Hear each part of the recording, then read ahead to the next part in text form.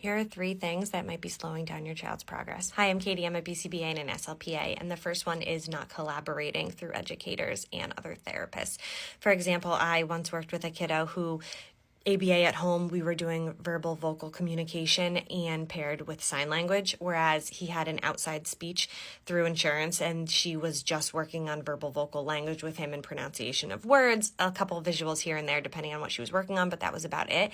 But then the school speech therapist was working on a PEC system for him that did not get sent home, so parents didn't realize he was using it at school anyway, and we were not seeing progress in functional communication because there are 3 different environments that are now using 3 different forms of functional communication teaching, and this is why progress was not being made. So sign those release forms, make sure that everyone is connected. You can invite your BCBA to your IEP meeting, make sure that they chat with the teachers. If you want to be part of their communication, that's fine. We can add you on every email. You can be part of every phone call, every Zoom meeting. That is completely fine. We all have the end goal. We want to make progress with your child.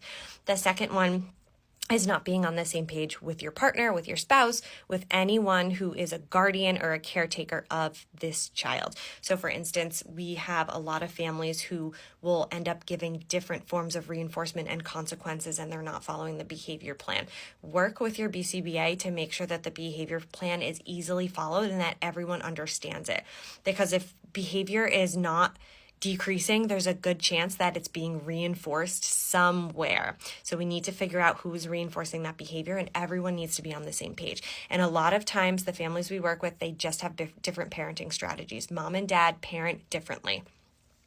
It's okay. It's normal. It happens. But work with your BCBA to figure out some kind of way for everyone to communicate and to get this behavior down. You have to be on the same page. We need that consistency in order to see the progress. And the last one is not informing your therapist, your educators about any kind of environmental changes. When we see a behavior spike, we want to look at our intervention and figure out, do we need to change our intervention? But the reality of it is our intervention was fine. The child started a new behavior, or there was a death in the family, or you moved, or you brought a new sibling home. All of these things can change behavior, and they can change just the whole magnitude of our program. It's really helpful for us to know when these changes happen because we can put in something called a phase change line, which is basically just a line that goes down the graph, and then we can see the difference if there is any kind of increase or decrease in the behavior. This is also really helpful because you can bring a copy of this visual to your pediatrician and let them know, look at this big behavior spike since we started this medication. Maybe it's not the right medication for them, or maybe we need to decrease a little bit. Like and follow for more.